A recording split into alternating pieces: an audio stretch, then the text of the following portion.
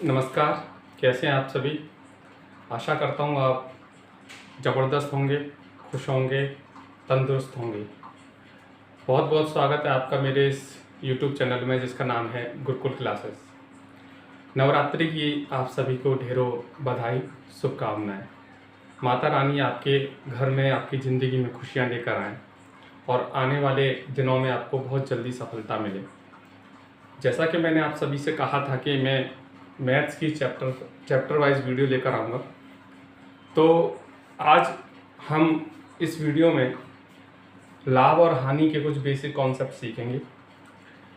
वैसे विद्यार्थी जो गणित में अभी शुरुआत भर ही कर रहे हैं, जिन्हें अभी बेसिक कॉन्सेप्ट्स नहीं आते, तो आज अब इस वीडियो में छोटी छोटी मगर इम्पोर्टेंट बातें सीखेंगे जो लाभ हानि से रिलेटेड होंगी। वैसे अभ्यर्थी जो मैथ पहले से थोड़ा बहुत जानते हैं, जिन्होंने लाभ हानि पहले पढ़ रखा है, वैसे अभ्यर्थी मेरी जो आने वाली वीडियो है जिसे मैं अपलोड करने वाला हूँ वहाँ से शुरुआत कर सकते हैं। तो मैं आपको लाभ और हानि के कुछ बेसिक कॉन्सेप्ट अपने तरीके से बताने वाला हूँ।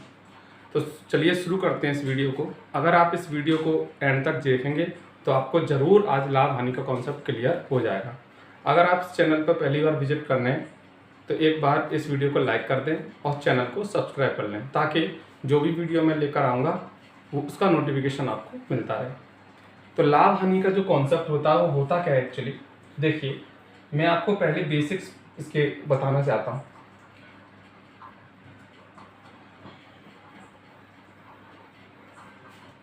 मैं आपको पहले इसके बेसिक्स बताना चाहता हूँ कि कुछ टीचर्स ऐसे होते हैं। वैसे तो लाभ हानि की बहुत सारी वीडियो आपको यूट्यूब पर भी मिल जाएंगी, लेकिन होता क्या है ना कि बहुत से स्टूडेंट या अभ्यर्थी ऐसे होते हैं जिन्हें हर किसी टीचर का जो सॉल्यूशन और बताने का तरीका है वो समझ में नहीं आता है।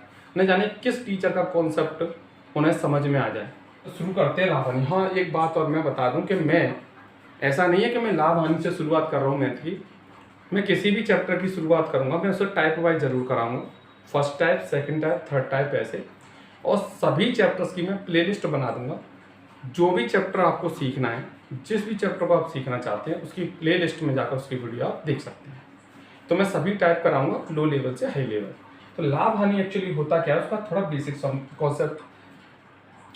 सबसे पहले मुझे ये आपको बताना ज़रूरी है कि एक्चुअली हम सीखते क्या है कि परसेंट में, कभी कभी हम फ्रैक्शन में सवालों को करते हैं।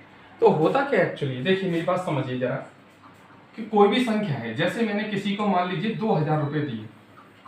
कितने दिए? 2000 रुपये दिए, या 2000 रुपये की कोई वस्तु मैंने खरीद ली। तो परसेंट में वो क्या होगा ना कि परसेंट में जो कहानी चलती है वो अलग चलती है। परसेंट में जो टोटल वैल्यू होती है वो होती है 100%। ठीक है। अभी इसी 100% को अगर मैं फ्रैक्शन में बोलूं कि फ्रैक्शन में कितनी होगी, तो फ्रैक्शन में जो कंप्लीट वैल्यू होती है वो होती है 1। तो यहाँ पर तीन कहानियां चलती हैं, एक संख्या में, एक परसेंट में और एक फ्रैक्शन में। हम अपने सवालों को पहले जो करते थे वो परसेंट में करते थे, लेकिन आजकल जो न्यू ट्रेंड चल रहा है वो फ्रैक्शन का चल रहा है कुछ नहीं, दोनों चीज एक ही है। अगर इसी कॉन्सेप्ट को आज में हम सीखने वाले हैं कि एक्चुअली ये होता क्या है। मान लीजिए कि मुझे, देखिए परसेंट का मतलब पहले समझते हैं कि होता क्या है परसेंट। मान लीजिए ये पूरा मेरे पास एक पार्ट है, इसको मैं फ्रैक्शन में बोलूँ तो इसे 1 बोलूंगा, लेकिन इसे अगर मैं परसेंट में बोलने लग जाऊं तो ये अपने आप में कितना है? 100% है। और अगर मैं इसे फ्रैक्शन में बोलूं तो ये पूरा एक पार्ट है। कितना पार्ट है? एक पार्ट है। अगर मैं इसके 4 हिस्से कर दूं, बराबर बराबर 4 हिस्से कर दूं, तो अगर मैं बोलूं कि ये वाला जो पोर्शन है ये कितना भाग है इस पूरे भाग का, ये वाला जो भाग है ये कितना भाग है पूरे भाग का, तो देखेंगे तो इसमें बराबर बराबर कितने हिस्से हो गए? 4 हिस्से हो गए। तो जो पूरा पार्ट था ये फ्रैक्शन में 1 के बराबर, लेकिन इसके मैंने कितने हिस्से कर दिए? 4 हिस्से कर दिए। तो मैं ये कह सकता हूं कि यहाँ पर कि ये 4 हिस्से हैं, उसमें से एक हिस्से की बात हो रही है। तो क्या मैं इसे ऐसे लिख सकता हूं कि एक हिस्सा जो है वो कितना है, किसमें से? टोटल 4 हिस्सों में से। या इसी कहानी को मैं अगर मैं परसेंट में बोलूं तो ये टोटल कितना है? आप कहेंगे 100% है। उसमें से ये चौथे हिस्से की बात कर रहा है, तो 100 का चौथा हिस्सा कितना होगा? तो आप कहेंगे 25% होगा। तो ये 25वां भाग हो गया कितने का, 100वें एक भाग का। या इसी को अगर मैं छोटा रूप बनाऊं काट के, तो आप इसे 25 से काटेंगे तो 25 से कितनी बार कटेगा, एक बार, और ये 25 से कितनी बार कटेगा, 4 बार। तो था तो ये एक ही है ना, यानी परसेंट में जो था वही फ्रैक्शन में बन गया। तो क्या समझ में आया कि परसेंट ऑफ फ्रैक्शन कोई अलग अलग नहीं है, यानी कि बटे की जो वैल्यू होती है वो उसको हम अनुपात भी बोल देते हैं, गुना गुनी भी बोल देते हैं। परसेंट और फ्रैक्शन में कोई अंतर नहीं होता, बशर्ते ये थोड़ा बड़ा पार्ट होता है और इसी का छोटा रूप ये होता है। तो जैसे जैसे आगे जब ट्रेंड चला तो पहले क्या करते थे, हम इस वाली वैल्यू को लेकर चलते थे, क्योंकि बाद में इसको काटना भी पड़ता था, फिर छोटा रूप बनाना पड़ता था। इसलिए हम क्या करते क्या है कि ये छोटा रूप ही पहले से हम लेके चलते हैं, ताकि हमें आगे काटने की जरूरत ना पड़े। तो इतनी बात आपको समझ में आई होगी। अब चलिए आगे मैं लाभ और हानि का कुछ कॉन्सेप्ट और बताता हूं। देखिए, जिस कीमत पर हम वस्तु को खरीदते हैं उसे बोलते हैं सीपी, क्रय मूल्य बोलो या इसे कॉस्ट प्राइस बोलो, ठीक है। मैं हिंदी में से लिखता हूं क्रय मूल्य, यानी जिस कीमत पर हम किसी चीज को खरीदते हैं इसको क्रय मूल्य मैंने बोल दिया। और जिस कीमत पर हम किसी वस्तु को बेचते हैं उसको बोलते हैं विक्रय मूल्य। अगर हम इंग्लिश में बोले तो इसे सेलिंग प्राइस, लेकिन मैं हिंदी में लिख देता हूं इसे विक्रय मूल्य।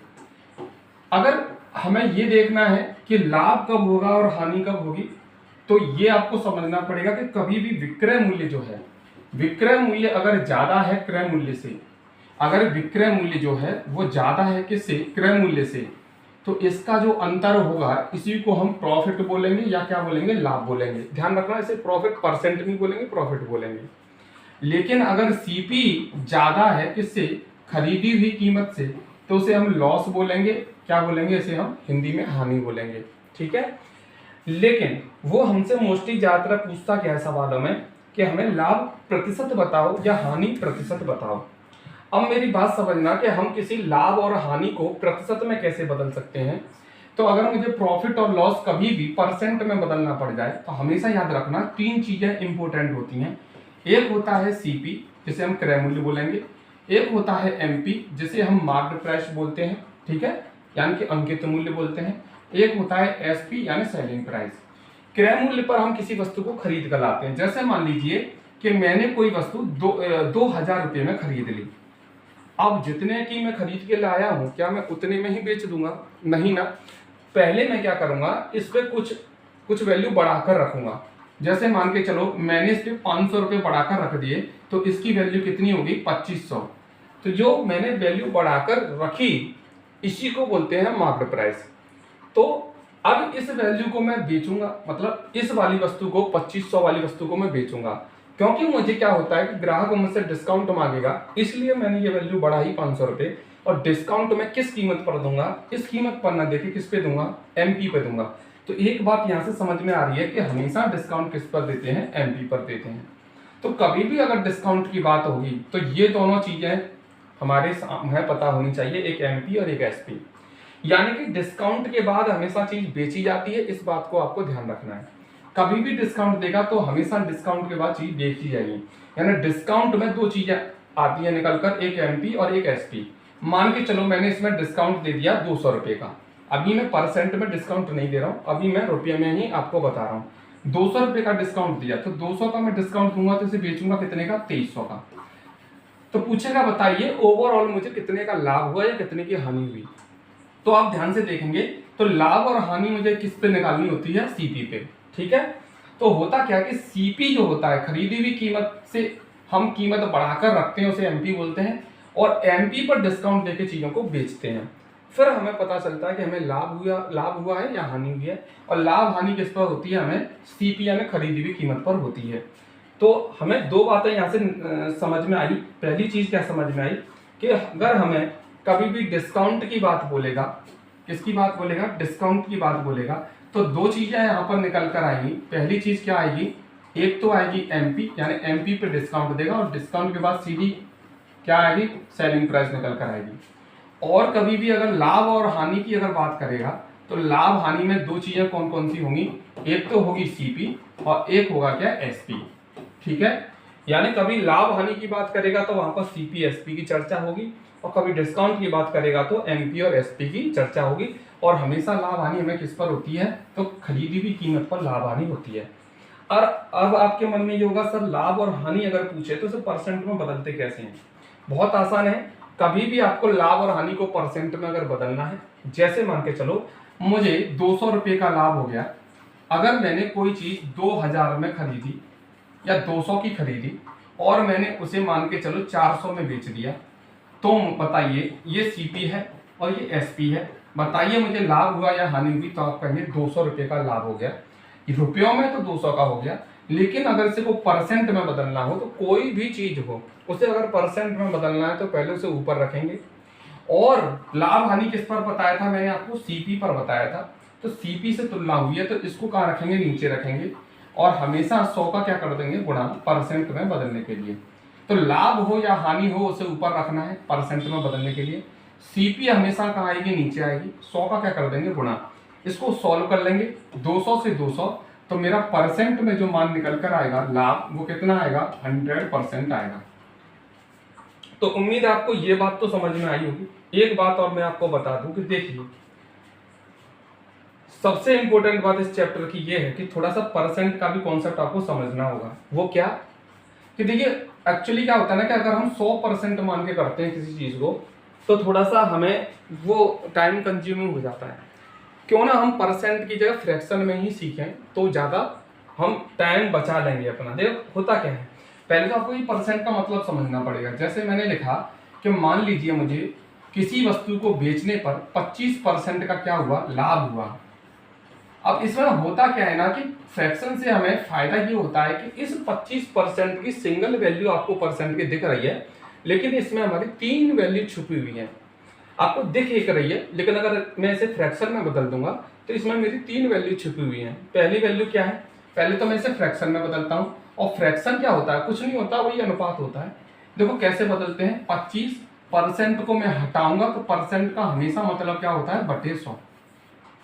अगर मैं इसे और सिंप्लीफाई करूं तो मैं इसे काट सकता हूं 25 से। मैंने जैसे कि अभी थोड़ी देर पहले बताया था, 25 से मैं इसे काटूंगा तो इसे बोलूंगा 1/4। अब यहां पर ध्यान देना कि ये 25 क्या था, लाभ था। क्या था, लाभ। कितने में से लाभ हुआ है, टोटल वैल्यू कितनी है, 100 में से। यानी ये कहना चाह रहा है कि मुझे 100 में से 25 का लाभ हो गया। ठीक है, तो इसी का छोटा रूप है 1/4। तो क्या मैं ये कह सकता हूं कि 25 जो है वो 1 है, 100 जो है वो कितना है, 4 है, क्योंकि ये 1/4 आया तो निकलकर इसी से है। तो 25 जब 1 है, 100 जब 4 बन गया, तो मैं ये भी कह सकता हूं कि 25% का लाभ हुआ। यानी कितने का लाभ हुआ, मुझे 1 का लाभ हुआ।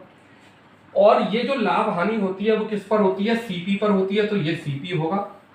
तो मैं ये कह सकता हूं, तो इसी का छोटा रूप अगर ये है तो ये सीपी होगा। ठीक है, तो यहां से कितनी वैल्यू निकल कर आई, 3 वैल्यू निकल कर आई। पहला कि सीपी कितना है फ्रैक्शन में, तो आप कहेंगे सीपी है 4। मुझे प्रॉफिट कितने का हो गया, तो आप कहेंगे प्रॉफिट हो गया 1 का। तो मैंने बेचा कितने का होगा, तो आप कहोगे 4 का खरीदा, 1 का लाभ हुआ, तो मैंने बेचा कितने का होगा, 5 का। तो 1% की वैल्यू को अगर फ्रैक्शन में बदल देते हैं तो वहां से 3 वैल्यू हमारी निकल आती हैं। अब आप कहोगे सर इसे तो हम 100 मान के भी कर सकते थे, इसमें कोई बड़ी बात नहीं है।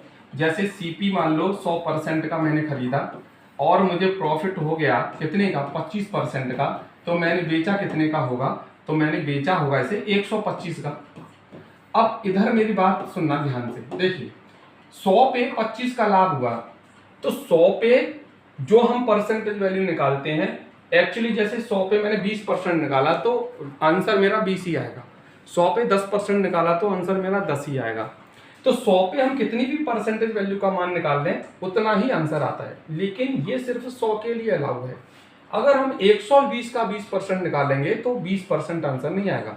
130 का 20% निकालेंगे तो 20% नहीं आएगा, लेकिन 100 का 20% निकालेंगे तो 20 ही आएगा। ठीक है, तो ये जो परसेंटेज वैल्यू है जिसका आंसर वही आता है वो सिर्फ 100 के लिए अलाउ है, बाकी के लिए नहीं।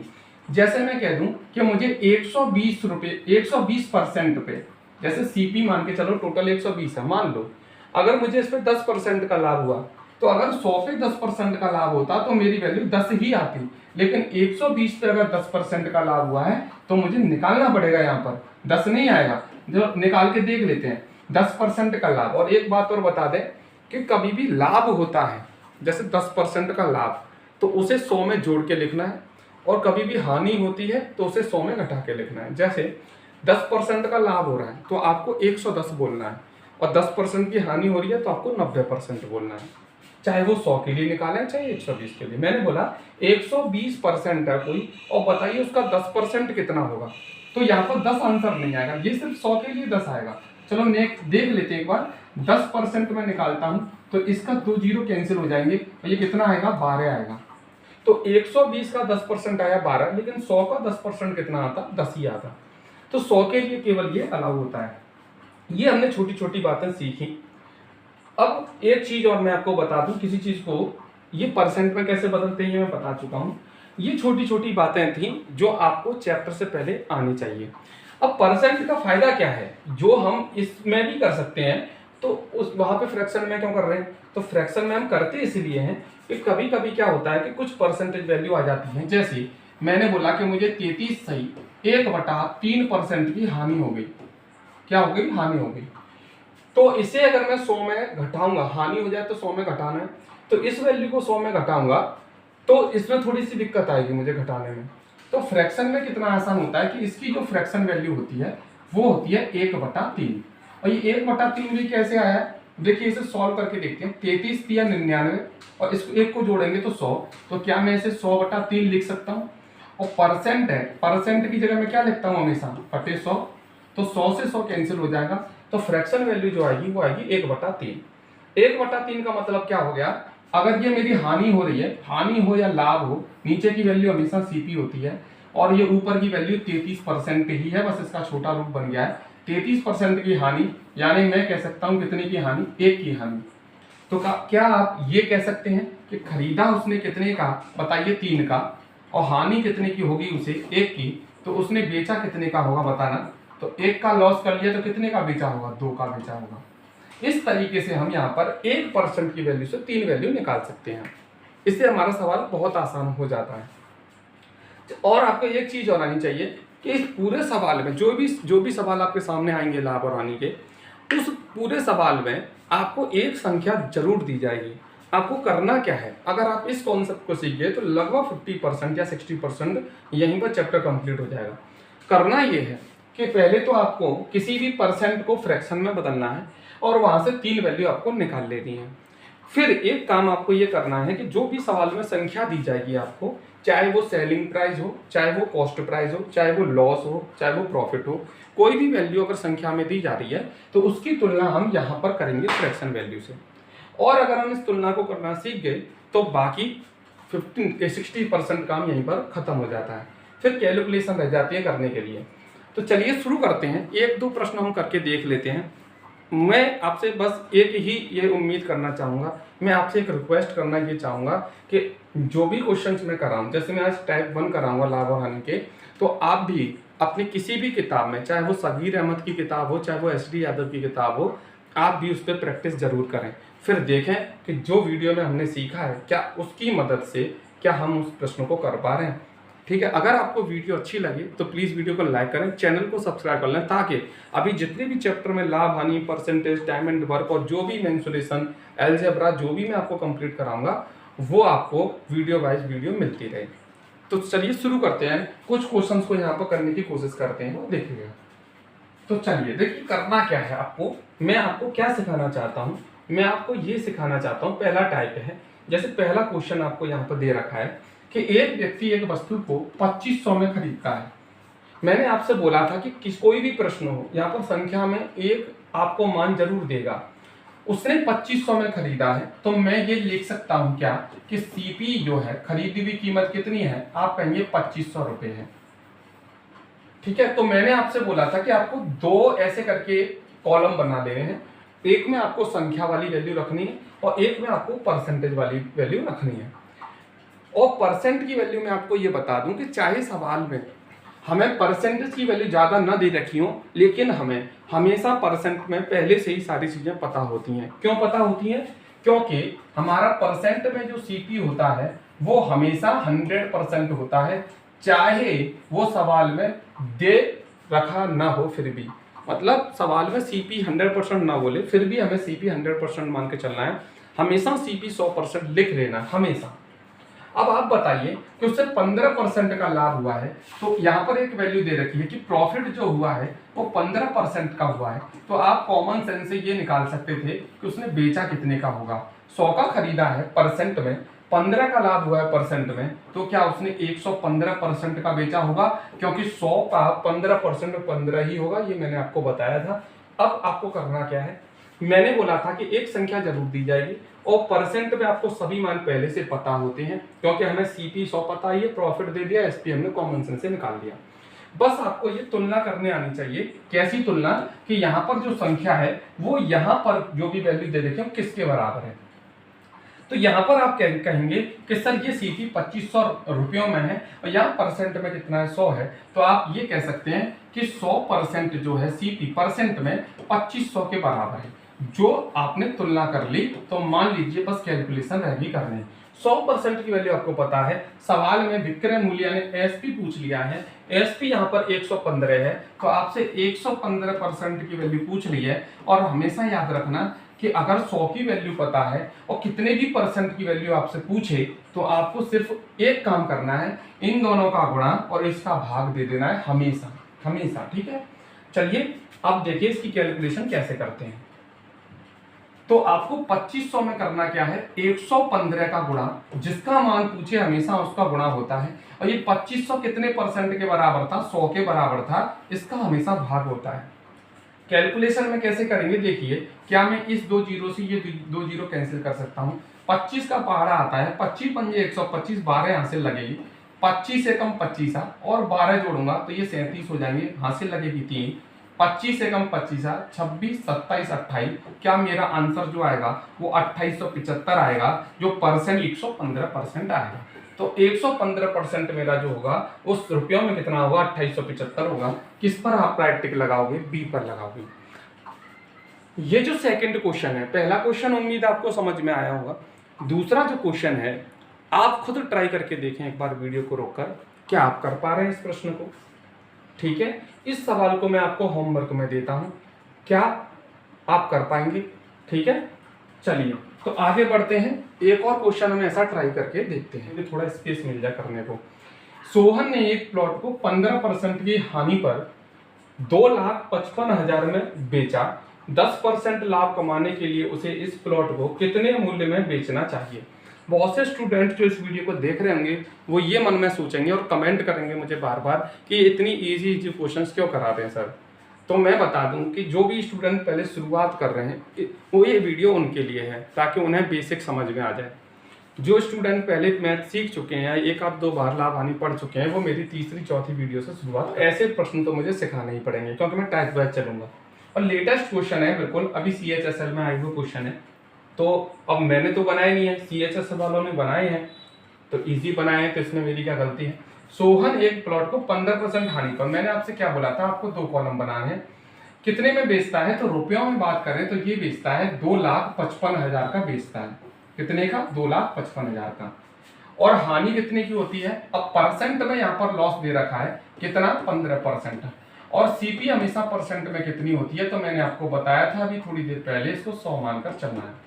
तो आप कॉमन सेंस से ये बताइए कि उसने बेचा कितने का होगा। अगर 100 का खरीद के 15 का नुकसान कर लिया तो बेचा होगा कितने का, 85% का, ठीक है। तो परसेंट में हमें पहले से ही सारी वैल्यू पता होती है, संख्या में हमें पूछ लेता है। तो ये जो है ये बेचने वाली कीमत है, तो क्या मैं इसे बोल सकता हूं कि रुपयों में कितने का बेचा उसने, 2,55,000 का बेचा। आगे पूछा है कि बताइए 10% का उसे लाभ कमाना है तो इस प्लॉट को कितने मूल्य में बेचेगा। पहले तो आपको करना क्या है कि 10% का लाभ कमाना चाहता है, तो लाभ कमाना चाहता है, खरीदा कितने का है उसने परसेंट में, 100 का, तो दोबारा अगर वो बेचना चाहता है और 10% लाभ कमाना चाहता है, तो क्या उसे दोबारा से 110 में बेचना होगा। तो हमें कितने की वैल्यू निकालनी है, 110% की वैल्यू निकालनी है। तो हमें ये वैल्यू दे कितने की, कितने परसेंट के बराबर रखिए, पहले आपको इससे तुलना करनी पड़ेगी। अब कैसे करेंगे देखिए जरा। तो ये बेचने वाली कीमत पुरानी है, यहाँ बेचने वाली कीमत कितनी, 85। तो मैं ये कह सकता हूँ कि 85% जो है वो संख्या में यानी रुपयों में किसके बराबर है, आप कहेंगे 255 2,55,000 के बराबर है। मुझे निकालनी 110% की वैल्यू है। तो मैंने आपको थोड़ी देर पहले भी बताया था कि हमेशा जिसका मान निकालना है उसका गुणा और जिसकी वैल्यू दे रखी है उसका भाग करेंगे। तो कैसे करेंगे? 2,110 का गुणा 85 का भाग। तो मैं यहाँ कर लेता हूँ कि 2,55,000 में मुझे 55,000 में मुझे 110 की वैल्यू निकालनी है, क्योंकि 110% 10% का लाभ कमाना चाहता है। और ये वैल्यू कितने के बराबर है? 85 के बराबर है। क्या मुझे 17 का पहाड़ा आता है? बिल्कुल आता है। तो 17 पंया 85, काट के देख लेते हैं एक बार क्या कट रहा है। 17 पंया 85, इसे काटते हैं। 17 एकम 17 और 17 पंया 85, ये 15 बार कट गया पूरा। 3 जीरो बचे जो मैंने कहाँ लगा लिए? अपने उत्तर में लगा लिए। 5 से इसको मैं काटता हूँ 3 बार, तो क्या ये 3000 बार कट जाएगा। और मैं 11 × 33, क्या 11 × 33, कितने जीरो पीछे आएंगे? तो 1 जीरो तो ये रहा, 3 जीरो ये रहे। तो क्या मैं कह सकता हूँ कि जो अब की बार 10% का लाभ कमाएगा तो कितने पे बेचेगा? 3,30,000 में बेचेगा। किस ऑप्शन को आप चुनोगे? तो 3,30,000। ऑप्शन बी बिल्कुल सही आंसर है। आपको अगर ये कॉन्सेप्ट थोड़ा सा अच्छा लगा तो मैं क्या चाहूंगा आपसे, एक छोटा सा लाइक और चैनल को सब्सक्राइब। चलिए तो शुरू करते हैं। एक और क्वेश्चन और ट्राई करते हैं। एक और क्वेश्चन इसमें दे रखा है, चौथा सवाल आपको यहाँ पर स्क्रीन पर दिख रहा होगा। पहले आप वीडियो को रोककर खुद जाएं। सोहन एक पुराना स्कूटर खरीदता है और इसे 28,000 में बेचता है और इस तरह उसे क्रय मूल्य पर 12% का लाभ होता है। अब तक तो हमने 100 मान के सवालों को सीखा।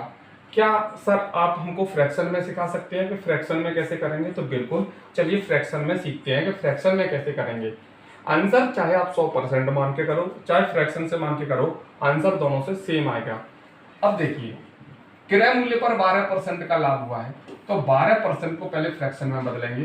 तो 12% को हटाएंगे, नीचे लिखेंगे 100। क्या मैं इन्हें 4 से काट के छोटा कर सकता हूँ? तो 4 × 12, 4 से 100 हमेशा याद रखना 25 बार कटते हैं। तो मुझे 12% का जो लाभ था वो किस में बदल गया? 3 में बदल गया।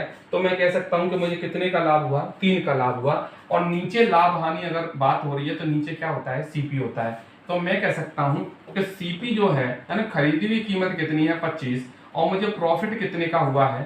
3 का हुआ है। तो मैंने बताइए बेचा कितने का होगा? तो आप कहेंगे इसने 28 का बेचा होगा। लेकिन ये सारी वैल्यू फ्रैक्शन की थी। फ्रैक्शन कोई असली वैल्यू नहीं होती है। फ्रैक्शन असली वैल्यू नहीं होती है। उसे असली में अगर निकालना है तो आपको पहले यहाँ पर कंपेरिजन करना होगा। पहले वाली वैल्यू देखिए, ये 28,000 है क्या? 28,000 पुरानी बेची हुई कीमत है और ये 28 के बराबर है। तो आप कह सकते हैं कि नकली जो 28 है असली में 28,000 के बराबर है। तो क्या 28 से 28 में काटकर 1 का मान क्या मैं 1,000 निकाल सकता हूँ? अगर 1 की वैल्यू 1,000 है तो बताइए क्रय मूल्य पूछा है तो 25 का मान क्या 25,000 होगा? बताइए क्या इसका आंसर 25,000 होने वाला है? ठीक है, तो आप 100% मान के करेंगे तब भी वही आंसर आएगा। फ्रैक्शन में थोड़ा सा क्या होता है ना कि हमें कैलकुलेशन कम करनी होती है बस, और कोई फर्क नहीं है दोनों में। क्वेश्चन आपको इंग्लिश में भी दिखे इसलिए मैंने थोड़ा सा इसे बड़ा कर लिया है ना। तो आप एक बार इंग्लिश में भी पढ़ सकते हैं। अगर आपने पढ़ लिया है तो मैं इसे थोड़ा सा ऊपर कर लेता हूं। 6वां सवाल है, ए ने 5400 में एक वस्तु खरीदी और इसे 30% की हानि पर बेचा। इस प्राप्त राशि से उसने एक और वस्तु खरीदी और उसे 60% के लाभ पर बेचा। इस प्रकार उसका कुल लाभ या हानि प्रतिशत बताइए। टोटल लाभ या हानि उसने हमसे पूछा है। तो पहले तो हमें क्या करना होगा कि खरीदी हुई कीमत निकालनी होगी। क्यों निकालनी होगी? क्योंकि यहाँ पर दोबारा उसे लाभ कमाना है। तो दोबारा लाभ कमाने के लिए वो दोबारा बेचेगा, तो पहले हमें लाभ हानि के लिए खरीदी हुई कीमत यानी क्रय मूल्य निकालना होगा। तो शुरुआत करते हैं वहां से 30% की हानि। क्या बताइए मैं इसे फ्रैक्शन में करूं?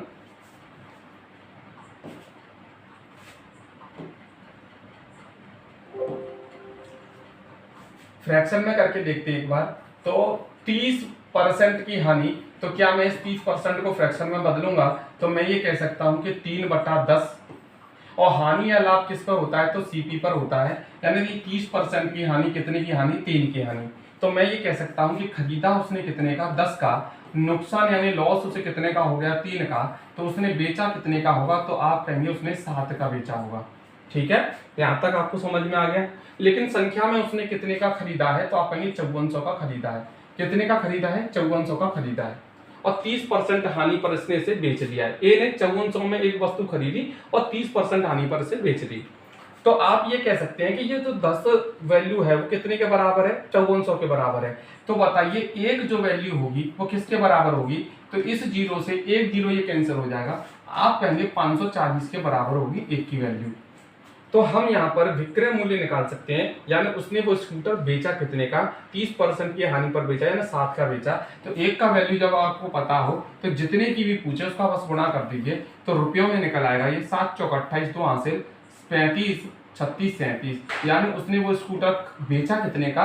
3780 रुपए का। और उसी स्कूटर को बेचकर उसने एक और वस्तु खरीदी। तो आप कॉमन सेंस लगाइए कि दूसरी वस्तु जो खरीदी है, क्या उसका जो क्रय मूल्य होगा वो यही होगा 3780 रुपए, क्योंकि 3780 का ही उसने क्या है, वो स्कूटर बेचा है और उतने ही रुपए से उसने दूसरी वस्तु खरीद ली है। तो ये दूसरी वस्तु का क्रय मूल्य होगा। अच्छा, फिर उसको क्या करना है? फिर उसको 60% का लाभ कमाना है। तो बताइए वो दूसरी वस्तु को कितने में बेचेगा? ठीक है कि नहीं? इस प्रकार उसका कुल लाभ या हानि कितनी होगी? कुल लाभ या हानि इसमें पूछी है, तो देख लेते हैं कि ये वाली वस्तु उसे कितने में बेचनी है। तो 60% लाभ पर बेचनी है, यानी कि ये खरीदी हुई कीमत परसेंट में कितनी होगी? तो आप कहेंगे 100 होगी। और 60% का लाभ कमाना है तो उसे कितने में बेचनी चाहिए? 160 की बेचनी चाहिए। तो क्या करें इसमें? 3780 रुपए जो अब की बार दूसरी वस्तु का क्रय मूल्य है, इसमें मुझे 60% का लाभ कमाना है। तो क्या 160 का गुणा करना पड़ेगा, और ये खरीदी हुई कीमत है दूसरी वस्तु की, तो क्या ये 100 के बराबर है? 100 का भाग देना पड़ेगा। तो मैं जीरो से जीरो, इस जीरो से ये जीरो, और 16 का गुणा मुझे इससे करना है। एक बार ट्राई करके देखते हैं। 16 अट्ठे 128, हासिल लगेगी 12, 16 सत्ते 112 और 112 124, हासिल लगेगी फिर से 12। ठीक है, 16 48, 48 और ये कितने हो जाएंगे? 50 और एक 60। तो क्या मैं अपनी दूसरी वस्तु को 6048 का बेचूंगा? अच्छा, मैं थोड़ा सा स्पीड अपनी कम करके आपको बता रहा हूँ। आपको ये लेंदी जरूर लग रहा होगा, वो इसलिए लग रहा है क्योंकि मेरी स्पीड बहुत स्लो है। जो नए विद्यार्थी होते हैं उनकी जो सीखने की जो प्रॉफिट और लॉस जो है शुरू में सीखेंगे तो कुछ चीज़ें ऐसी होती हैं जहाँ टाइम लगता है समझने में, इसलिए मैंने अपनी स्पीड स्लो कर रखी है ताकि आपको ज़्यादा बेटर समझ में आए। वरना ऐसे हम एक लाइन में भी ख़त्म कर सकते हैं। आने वाले जो सवाल होंगे जब आप इसमें परिपक्व हो जाओगे, सीख जाओगे, तो मेरी स्पीड थोड़ी फास्ट भी हो जाएगी। ठीक है, चलिए आगे बढ़े। अब देखिए वो क्या क्या रहा है इस सवाल में कि उसे ओवरऑल क्या हुआ। इस प्रकार उसका कुल लाभ या हानि प्रतिशत बताइए। उसने खरीदा था शुरू में कितने का खरीदा था? तो शुरू में उसने 5400 का खरीदा था और लास्ट में उसने बेच कितने का दिया? 6048 का उसने लास्ट में बेच दिया। तो क्या उसे लाभ हुआ या हानि हुई? तो 5400 में खरीदा और एंड में उसने दूसरी वस्तु 6048 में बेची, तो आप कहेंगे सीधा सीधा प्रॉफिट देख रहा है। कितने का प्रॉफिट देख रहा है? तो 5400 इसमें से माइनस कर लेते हैं, तो 8 4 6 648 का लाभ दिख रहा है। क्या उसने हमसे ये परसेंट में पूछा है? तो किसी भी चीज को हाँ परसेंट में पूछा है। किसी भी चीज को परसेंट में बदलना हो तो उसे ऊपर रखो, और खरीदी हुई कीमत हमेशा कहाँ रखेंगे? नीचे रखेंगे।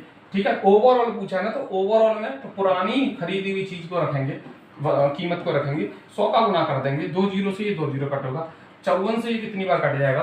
तो हम इसे 54 से काटते हैं। चलिए 9 से काट देते हैं। 9 6 54, 9 7 63, 9 दूनी 18, 6 से काटेंगे 12 बार। तो ओवरऑल से 12% का क्या हो जाएगा? लाभ हो जाएगा। इस तरीके से हम अपना आंसर दे सकते हैं। 12% का लाभ, 12% का लाभ जरूर होगा ऑप्शन में। गेन यानी लाभ 1.2, गेन कितना? 12% का।